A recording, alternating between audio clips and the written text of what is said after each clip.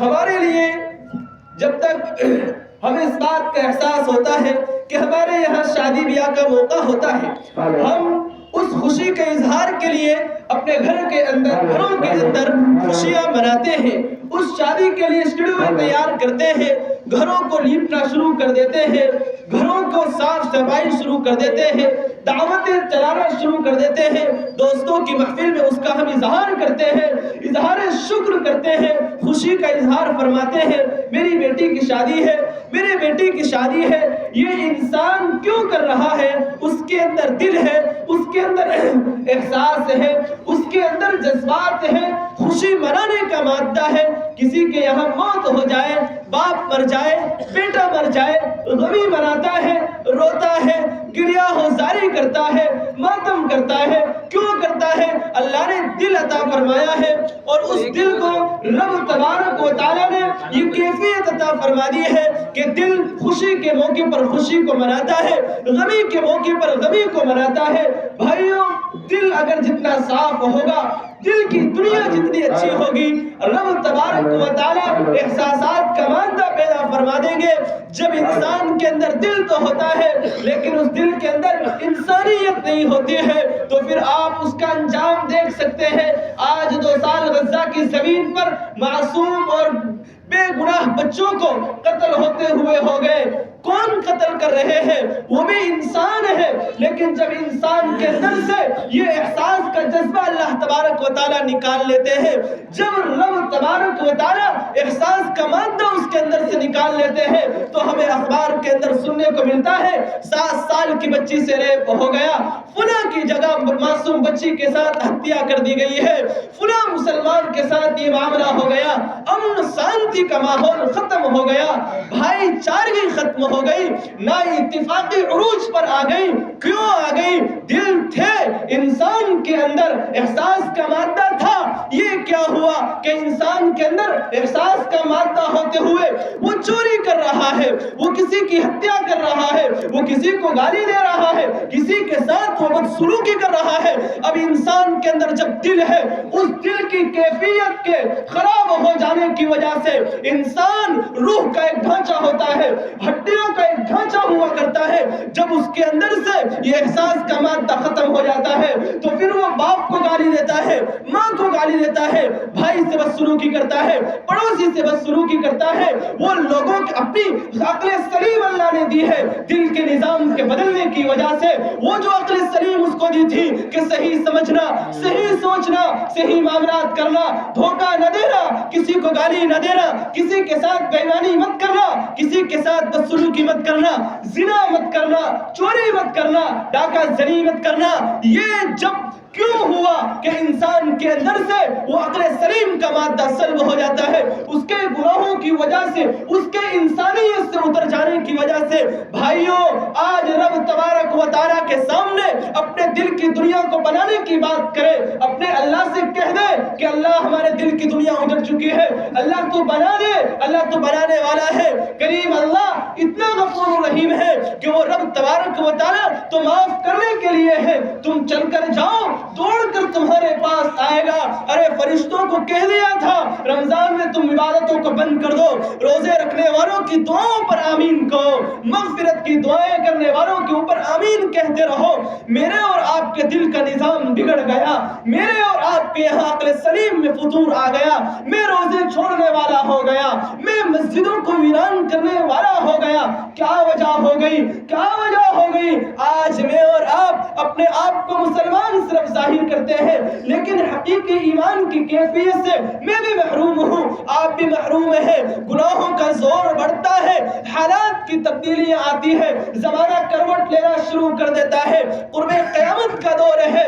آج میں اور آپ بھی کہتے ہیں کہ قیامت تو آنی ہے، قیامت آنے والی ہے، حالات ایسے آئیں گے، لوگ ماں کو گالی دیں گے، باپ کو گالی دیں گے، چوری کریں گے، ڈکیتی کریں گے۔ بھائیوں، یہ سارے معاملات تو ہے، لیکن کیا اس کے انجام دینے والے میں اور آپ ہو جاؤں؟ کیا اس کو انجام دینے والے میں اور آپ ہو جاؤں؟ میرے گھر میں ماں باپ کے ساتھ بدسلوکی ہو، میرے گھر میں قرآن نہ پڑھا جاتا ہو، میرے گھر میں جزدانوں کے اندر قرآن رکھا ہے، سالوں سالوں قرآن ہاتھ نہیں لگاتے ہیں، نمازوں میں دل نہیں لگ رہا ہے، اللہ کی عبادت کی طرف راغب نہیں نہیں ہو رہے ہیں. زکات ہے, مال بہت ہے, زکات نکالنے پر دل آمادہ نہیں ہو رہا ہے.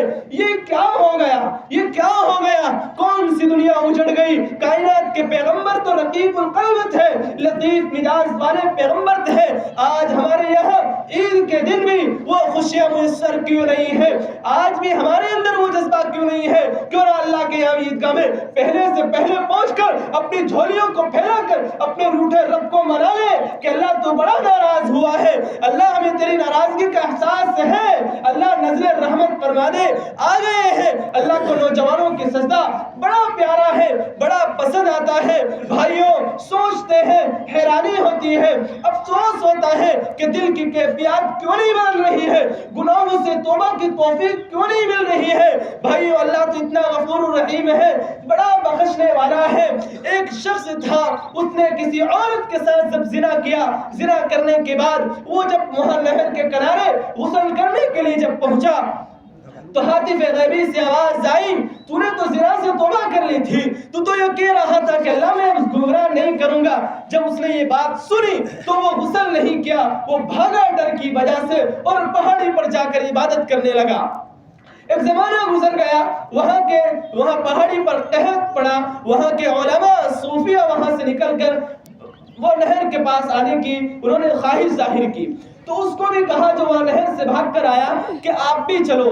تو وہ کہہ رہا ہے کہ میں اس نہر کے پاس نہیں جاؤں گا, کوئی ہے جو میرے گناہوں پر مطلع ہو جاتا ہے, مجھے شرم آتی ہے وہاں جانے پر. ان لوگوں نے اس کو وہاں چھوڑا, وہ خود وہاں آ گئے. جب وہاں اس کو دیکھا تو اس کو پوچھا کہ بھائی وہ جو فلاں شخص تھا وہ کیوں نہیں آیا؟ تو انہوں نے کہا کہ سنا ہے یہاں ایک حاتم غیبی ہے کوئی, وہ کہہ دیتا ہے اس کے گناہوں پر مطلع ہو جاتا ہے, وہ شرم کی وجہ سے نہیں آیا ہے. تو کہا کہ نہیں, اس کو بلا کر لاؤ. وہ شرم کی وجہ سے نہیں آیا, اتنے دنوں تک وہ گناہ کرتا رہا, ہم اس کو دیتے رہے, آج وہ نہیں آیا ہے, جاؤ اس کو بلا کر لاؤ. یہ اللہ تبارک و تعالیٰ تو بھائیوں ہمیں چاہ رہا ہے کہ ہمیں کچھ دے. ہمیں رب تبارک و تعالیٰ جنت دینے کے خواہش مند ہے. رسول اللہ صلی اللہ علیہ وسلم کی بعثت کا مقصد یہی ہے کہ انسانیت کے اندر محبت پیدا ہو, اخوت پیدا ہو, بھائی چارگی پیدا ہو, ہمدردی پیدا ہو. یہ ہمدردی ہم سے کیوں نکل گئی ہے؟ یہ بھائی چارگی ہم سے کیوں نکل گئی ہے؟ کیوں ایک دوسرے کے خون کے پیاسے ہو گئے؟ کیوں ایک دوسرے کے اوپر بد نظری کرنے کے اوپر عہد پر آ گئے؟ کیوں ایک دوسرے سے حسد کرنے لگ گئے؟ بھائیوں یہ دل کی دنیا بدل چکی ہے, دل بگڑ چکا ہے. اذا صلحت صلح الجسد كله واذا فسدت فسد الجسد كله الا وهي القلب. جب یہ قلب کا نظام بگڑ جاتا ہے, اللہ ایمان کی توفیق بھی بعض دفعہ سلب کر لیتا ہے, اعمال کی توفیق سلب کر لیتا ہے. جتنے گناہ کرتے جاؤ گے سیاہ داغ پڑتے جائیں گے, حالت یہ ہو جائے گی نہ حلال کی تمیز ہوگی نہ حرام کی تمیز ہوگی. مجھے خوشی پہنچتی ہے, مجھے احساس ہوتا ہے, غمی پہنچتی ہے, احساس ہوتا ہے. آج ہم نبی کریم صلی اللہ علیہ وسلم کے فرامین پر عمل کرنے والے نہیں ہیں. میرے گھر سے میرا باپ رخصت ہوتا ہے, وہ اگر کوئی مجھے وصیت کرتا ہے, قلم لے کر ڈائری لے کر بیٹھ جاؤں گا اور اس وصیت پر پوری طرح عمل پیرا ہونے کی کوشش کروں گا. میری خواہش ہوگی میرے باپ نے میرے وصیت کی ہے, فلاں یہ چیز لے لینا, فلاں یہ چیز لے لینا. اس وصیت کو میں لوگوں کو بتاؤں گا کہ میرے باپ نے یہ وصیت کی ہے اور میرا حق مجھ کو دلواؤ, یہ میں لوگوں سے کہتا پھروں گا. کیوں؟ میرے اندر اس وصیت کی اہمیت ہے, مال کی اہمیت ہے. کائنات کے پیغمبر نے یہ فرما کر گئے تھے کہ نماز نہ چھوڑنا, لوگوں پر ظلم نہ کرنا, لوگوں کے مال کو حرام طریقے سے نہ کھانا, بھائی کے ساتھ ہمدردی کرنا, غلاموں کے ساتھ ہمدردی کرنا, خیر خواہی کا معاملہ کرنا.